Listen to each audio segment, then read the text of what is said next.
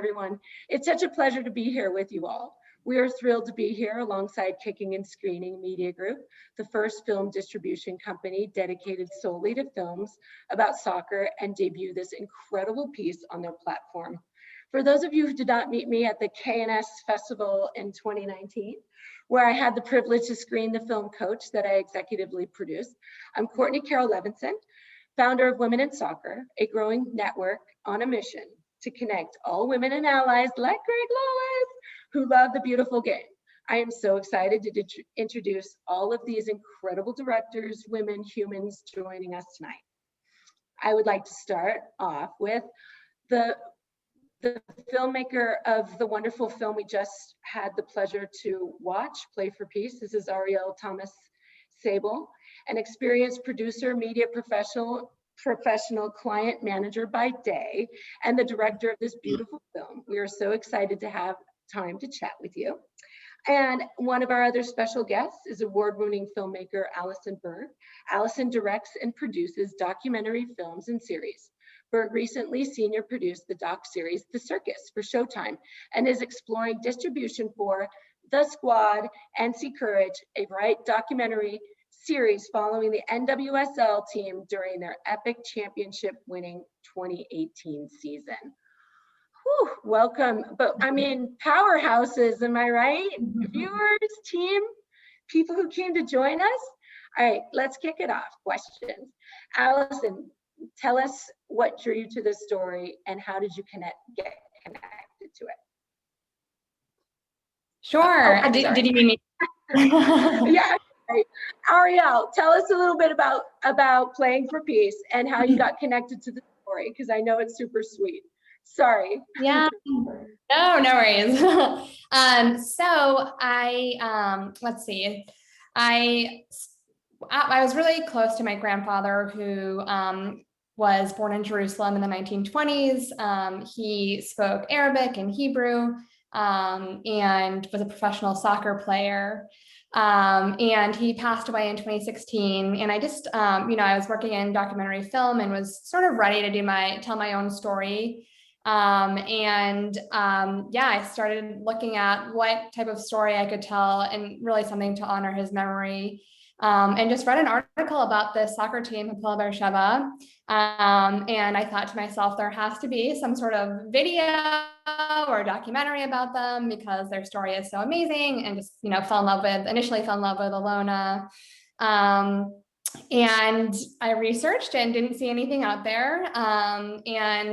Basically started connecting with some friends, people, and the wheels got in motion. It was so funny how life works out, but the editor to a docu-series I was working on knew somebody who knew Alona, and wow.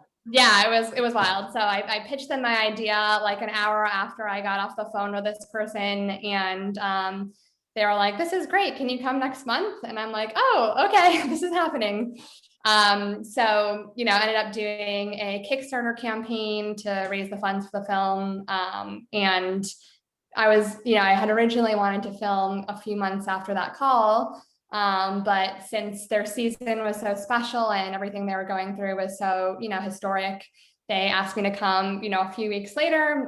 So I did a 1-week Kickstarter campaign to raise the funds for the film, which was like one of the shortest, the representative from Kickstarter told me, this is like our shortest Kickstarter ever.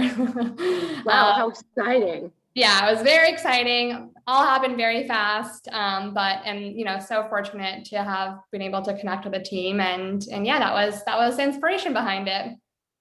That's amazing. We have your grandfather, we have football, we have Arabic, we have Hebrew, we have your story interwoven in that. We have a Kickstarter campaign where the response was clearly meeting a demand there. Mm-hmm. For this kind of storytelling, and to have so many interesting and rich characters to draw from must have been really rewarding especially when it was an idea that had to happen, and then it's happening with characters you couldn't write any better or more poetically. It's really quite something, and you captured it really wonderfully. Congratulations on being let in. It's very intimate. Yeah. And that's a very raw place to be for some of these athletes. And so the amount of trust that must have been established, what were some of the things that you did to prepare for not knowing if you would meet such warm, genuine, welcoming people, right? Yeah, I definitely think it was a little luck and also a little, of that work of really sharing, the story and why I wanted to film. Initially when I first got to Israel, I wouldn't call it like pushback, but some, the players are, really don't like exposing themselves too much because, especially their personal lives, especially their families, because I think they're constantly dealing with, what if this gets twisted, or what if, this affects my game, or, like that. None of them had ever let like cameras into their home before. They'd done like interviews and like that, but they'd never let cameras into their homes. So it definitely was special to be able to do that. And, I think my goal, I was always driven by just wanting to like make a difference, wanting the story to be impactful and reach a big audience. And I just shared that with them, like, honestly. And I think that really landed with the players, especially Maharan, who is now a dear friend of mine. When I have if we have time, I have kind of a funny anecdote about filming with him. That's why we've created this kind of platform, so we can hear all the funny anecdotes that can be heard. Please do share. Sure. Okay, great. I'm a storyteller, so I tend to always have a story behind everything. Then you're in the right place.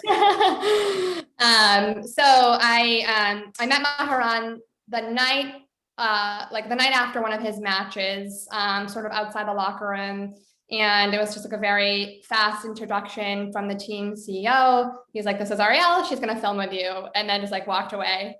I gave it my elevator pitch and shared with him a little bit about, my vision. And he was like, "Oh, this is great, happy to do it. But just so you know, I'm not gonna talk about politics, anything about religion. I really let my game speak for itself. So just know that going into it." So I'm like, "Oh, okay." Apparently he was not briefed on anything. And he's like, "Okay, just come meet me tomorrow in my town, the town I grew up in. It's called Sulam. It's in the north of Israel, and just meet," very sort of in a very Israeli way, just said, "Oh, just meet me at noon tomorrow, and no address, nothing like that. Just come to the town." So I drove up with my crew. It was like basically one of our first days of filming. So I was just getting to know my crew as well. And, not only establish the relationship with the players, but establish a working relationship with the crew. So I get to the town, I call him at noon and he doesn't answer. Call him at 12:15, doesn't answer. And at this point I'm feeling a little silly just having my crew sit around in the car. So I'm like, "Okay, why don't we go film that mosque?" So we start filming some B-roll, some, supplemental footage. And all of a sudden this group comes up to us and they're like, "What are you doing? What are you filming? Why are you filming?" And I just say, "Oh, we're making a documentary about Maharan Radi." And they're like, "Why didn't you say so? I'm his uncle. This is his sheik. This is his grandma's house right here next door. Would you like a cup of tea? Come inside," very inviting. And then they call Maharan, and finally he gets there and he's just like, "Oh, sorry, got caught up with something." Little did he know that I was like very much freaking out in my head. So he comes and he's like, "Do you want to hop in my car? I'll drive you to my parents' house, which is 2 minutes away." And I knew, like I said to myself, okay, this is my moment with him to just like share like what I'm up to with this film and really engage with him. So I did, and I really felt like I saw almost like the wheels spinning, like him thinking about it, and he was like, I've never really had the opportunity to tell my story, and I've never, I feel like my religion just gets portrayed, so negatively, and I've never had the opportunity to say anything about it. So I think I'd like to open up to you about it. And then, we have like literally hours and hours and hours of footage of him. Like we started one of the interviews when the sun was like very bright and shiny, and it was pitch black at the end of it because he had so much to say. So yeah, it was, I feel very fortunate to have that Wow. relationship. That must have just felt like film gold right there. Just like, this is the juicy stuff of the sharing, right? Of the unguarding. Definitely. And then because the persona of like the field Maharan, right? Yeah. Is very controlled, very, methodical and one directional towards playing, performing, and not being, not having anything attached to that performance, but then the chance to really give the person the perspective behind what we don't get to see during the performance focused concentration mindset. Is really lovely. It was really well done. But I can imagine the self-talk around what am I doing? How am I going to do this? Is this, am I making the inroads in the right way? And I'm just really, it's just really interesting to hear your backstory around that. Please, Allison, did you want to say something? Oh, well, I was just saying that is a fantastic first day and a really good way to bond with your crew as well. Yes. Yes, and so some of those stereotypes must have been on your mind. Mm-hmm.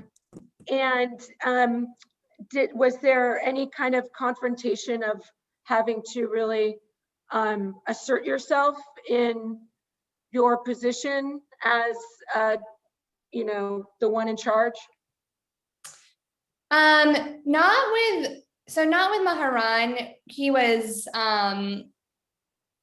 so, I mean, it was really funny. We got to the point where like he was like pitching ideas to me for filming. Like he was like, what if I run down the street with this player and you can film that? Like he got very into it. But there were other instances where I did feel like I had to sort of assert myself as being a woman photographer, director. And I was also pretty, I was pretty young as well.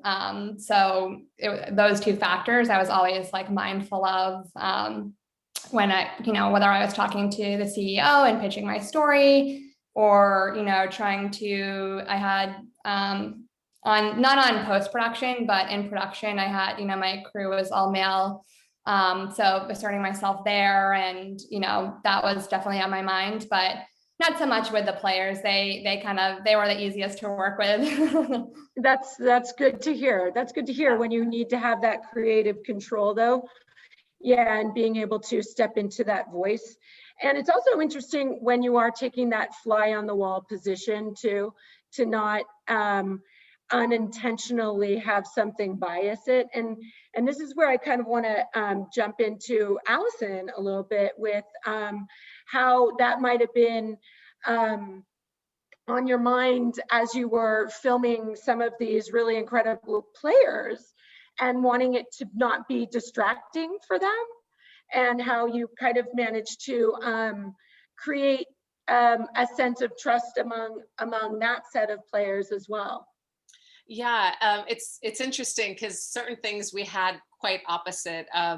So I was filming an NWSL team, the NC Courage, and my first shoot, I wanted to make it a mostly female crew. And so my very first shoot was all female except for one sound person. And at the end of the shoot, the players came up and said, he's great, but we love seeing all these women out here with the gear, and they're like, can you just make it an all-female crew? And I said to my dear friend Avi, you're amazing, but you know what, we're going to go all-female crew. And it really meant a lot, not just, I think, to the team, but it was always so great when, some of us would follow them in the tunnel as they headed out onto the pitch at the beginning of a match. And, so we would see all the little girls at the top of the tunnel, trying to high five the players or clap. And a few games in, they started doing that with my crew. And I think it's like, be what you see. I think there was something that meant a lot visually to all of those kids in the stands to see us there at most of the matches. So we were really excited about that once we saw it start to happen. And I think, gaining trust, there's so many, stories, series about a football team, a baseball team, a basketball team, nothing about a women's team, of course, but there's something that I think is different about filming high school players and college players and professionals. And I think we really had to respect their time. I was approached, this was originally a gig for hire for me. And when I was approached to do it, I had very little time to start. So sort of similar to you, it sounds like, you got there and you were just thrown into the fire. You got the invite and you went. And for me, it was very important to try and get like even a tiny bit before the season started. So we raced down there as fast as we could, but they were, the players were already in it. And so I had to really understand what that meant, that they're giving everything to their career. So when do I film them? When do I just back off because they need to rest and they need their few hours of free time? So it was a real balance. And I think, we just figured that out together, that they knew they could talk to us about that. But yeah, it was definitely a little bit tricky. I bet. What stands out to me too, though, about what you said is that after a while, those fans were exposed to what y'all were doing, right? And they got interested and intrigued and started to expect you to be there. And you know what it makes me then think about Alana am I saying it correctly? Alana, yeah. Alana. And the normalization of having her in this owner's role. Yep. The way she owns it, the way it demanded to be normalized. And then the respect really that comes with that, it seems quite liberating in that space, because then it's about the work. And that there's not there's no other agenda except for creating a community that the team represents. And then that takes me back to the courage for this team that represents their community, and one of the most representative teams that we had in 2018, right? And what that means to normalizing and exposing so that it can become noticeable when it's not there. Yeah. And so I think we're really in this exciting time when it's so noticeable that your team isn't reflective of the women who also play soccer. Yeah. And those messages are so important and powerful and potent right now when we see Hebrew and Arabic and this this joint kind of multi-use community feel that isn't their norm outside of where they actually are, right? And when they leave it, they notice that it doesn't feel the same as that city, right? Yeah. And I feel like teams right now are in a position where if it doesn't look like the courage and a cross section of women who play soccer, it's not as much, it doesn't feel as fun and as safe as it does when it does reflect who's actually playing soccer. Yeah. So tell me about some of the messages that, so Arielle, some of the messages that you felt maybe some women and some allies there and some younger generations taking away, and how that's influencing your work now. And then I'd like to ask Allison that very same question. So go ahead, Arielle. Yeah, so we had one scene that wasn't included in the film, but that I filmed with a group of young girls. I have to like release it as a deleted scene because it was amazing, but for other reasons wasn't included. Anyways, these young girls, you know, ages like 9 through 11, and they were the biggest soccer fans ever. They followed the team to Italy. They followed the team on all their away games, you know, that they could. And, you know, it was just, they spoke to how, you know, seeing Alona as a role model, we can do anything, you know, there's nothing stopping us. And they're just amazing. And I think like a big message that, you know, and a big like thing that I learned from making this film was that representation matters, sharing the story matters, because, you know, little girls, or, you know, maybe it's a Muslim person, you know, who knows, but they can actually watch this and say, hey, that's possible for me to do. And it's definitely something that, you know, as I continue to tell stories, is very important for me to show that. The most beautiful backdrop being the game too. Absolutely. It's, yeah, Right. the game is the most amazing. The game is the beauty which, you know, brings them into the same space. And the reason why all these names are populating our screen tonight is this game. And I love that story. Thank you very much for sharing it. And Allison, what about you? So could you repeat the question again? Some of the messages that are changing in terms of increasing representation and what you see it doing. Yeah. Well, I mean, there's so many of the stories that we filmed. I mean, we filmed the entire team, but there's certain players that we had a bit more focus on, similar to Arielle's film. And certain things came up. You know, we have one player on the team that's evangelist, and she has a close friend who's part of the LGBTQ community. And how do they navigate that, both their friendship, their teamwork? And I think especially in these years where we see such extremism and people feel so far separated in what they think and how they're able to talk to each other. And what we saw happen on this team, and what you'll eventually see in this series, is, I think, really, really special. And I think we could learn so much from these teams. And that's something that I've never made a film or a series about a sports team before, but I couldn't believe, you know, how much it has in common with how you make a film and just how we should operate in life. So that amount of collaboration, you know, working things through together. And, you know, that's saying you're only as good as your 22nd player. Right, and that's really true. And then just even the hard knocks, it's a contact sport.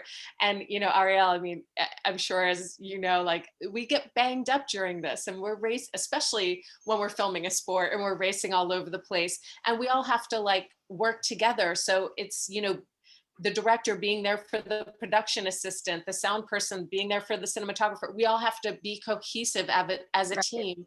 And I think that happens, you know, a bit on and off the pitch, so to speak, because, you know, a lot of times we're in the field together. We're not at home. And that's very similar to the players as well.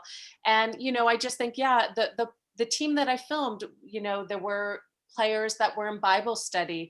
There were players, like I said, that are, you know, very outspoken about their beliefs and being part of the LGBTQ community. There's diversity on the team. So I really felt like, I picked the team because of the chemistry of the team. That's what it came down to. I was not looking to check certain boxes. Right. There's not a narrative that's putting them on different sides of like the locker room, so to speak. No, not at all. And that's such a beautiful narrative. And it's also very modern, especially as we're also visiting this, Arielle, this modern, you know, there's conflict there grounded from before biblical times, girl, right? Yeah. But we want to all move into our modern world and using football as the medium to just kind of drive what it could look like in other sectors, right? In how people come and work in football. One of the things that also struck me with the owner and her going into politics after when we see that whole thing, and we see a lot of other people investing in our domestic league now too. Another very famous politician, Hillary Clinton and Chelsea Clinton, are now also invested in the Courage, as well as Jenna Bush Hager. And we, you know, what an interesting that's the time. Washington Spirit. What's that? Oh, are they both Washington Spirit? Oh, they're okay, Tom Daschle, Jenna Bush, Chelsea Clinton, and Naomi Osaka is the NC Courage. Yeah. Okay, so we have a powerhouse athlete rising at the top of her sport, looking at what she wants to do with this power she has. Yeah. And what a beautiful thing that there's some place for her that she feels she wants to put it. Yeah. Right. And and so celebrating that and really investing in its potential is really exciting to me. And I think that I would love for you to tell us, Allison, about where you are in this journey for us to see these world-class players in this very dynamic setting that's brought to us only by soccer. And that's such a unique thing. Please share. Yeah, so originally this project was for a platform called Go90, and Go90 folded. And so we have been looking for a new platform, new distribution to pick it up, to help finish the series and then show it. And, Margaret Purce said it at the White House the other day. There are some people out there that say there's not enough interest in women's sports. And I think everybody on here right now knows that is simply not true. We know there is an audience for it. So, even though it's not finished, I decided to start talking about it because I think sometimes we have to get loud. We can't wait for people to just, pick it up. Sometimes they need to be shown that there's a huge audience for it.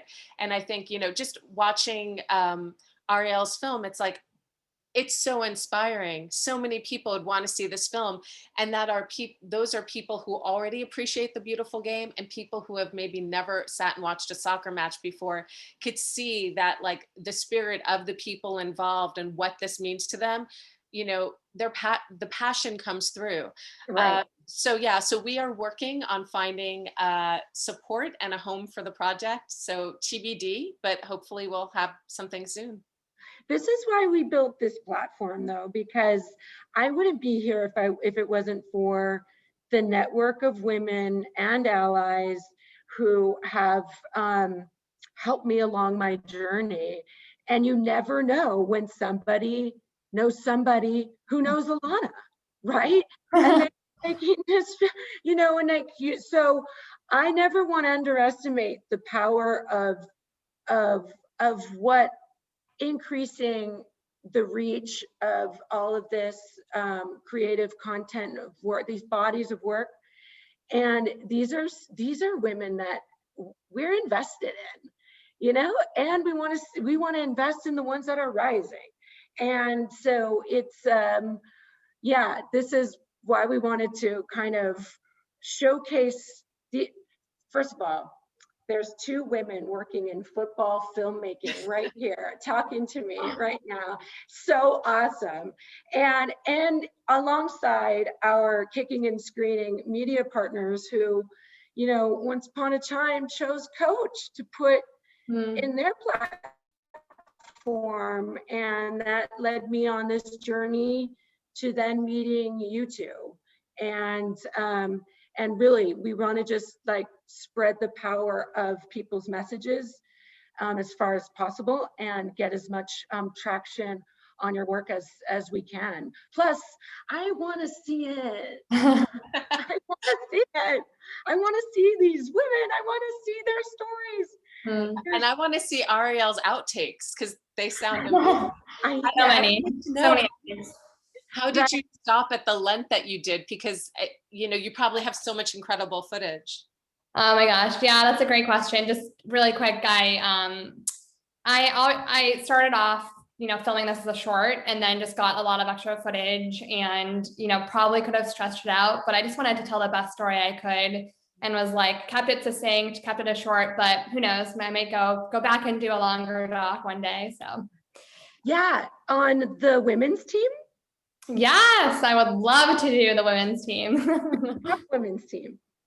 Yeah, they have, so women's soccer is growing in Israel, although I do know that they face, prejudice and, just obstacles. So, but would love to go film with the women's soccer team. I think I'm inspired by this conversation and by this group.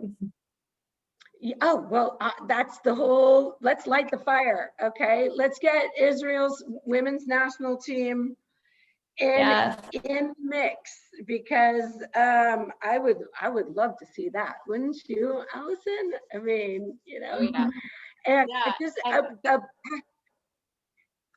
happy belated Passover to both of you as well. And it must have been yes, I hope you guys enjoyed your time and spent it with some family and friends and a little bit of footy. Thank you so much. Any youth stuff coming up in the Israeli scene, and any like suggestions if people want to learn more about the clubs you were at or that you visited and stuff? Where can they learn more? And Allison, how can we learn more about all the stuff you're working on as well?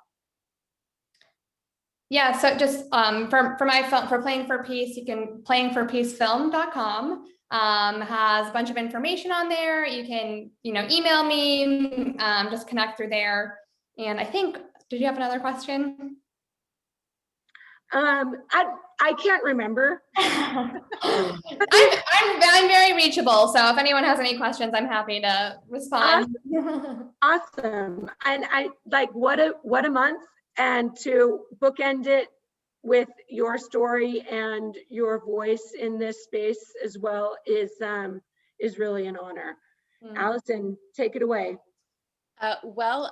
There are links for the NC Courage. They posted the trailer on Instagram and on Twitter. So if you haven't seen the trailer on the Women in Sports website, it's also, you can like and share the one that the Courage put out. And I'm hoping maybe we could do, a further chat as we get further along with the distribution story with Courtney and maybe some other people at Women in Sports. Yeah, that's what we're all about here at Women in Soccer. And anybody who has not joined us and our community yet, come and join our free network, dedicated jobs board, excellent content, career resources, connecting with women like this. And there's so many different ways to work in the game now. And we are really trying to showcase just the spectrum, and these experts land in all over the spectrum. And it's just been a real honor to speak with both of you. And I look forward to all the stuff and getting this NC Courage, the squad out and going to some games. So Arielle, have a safe move. Okay. We'll see you in New York. Okay. Yeah. Anybody who wants to come to the Sky Blue games, let's go. And we wish you all the best. All right, Allison, thank you so much. Thank you. Thank you, so everybody. much. Thanks for joining us tonight. Bye. Bye.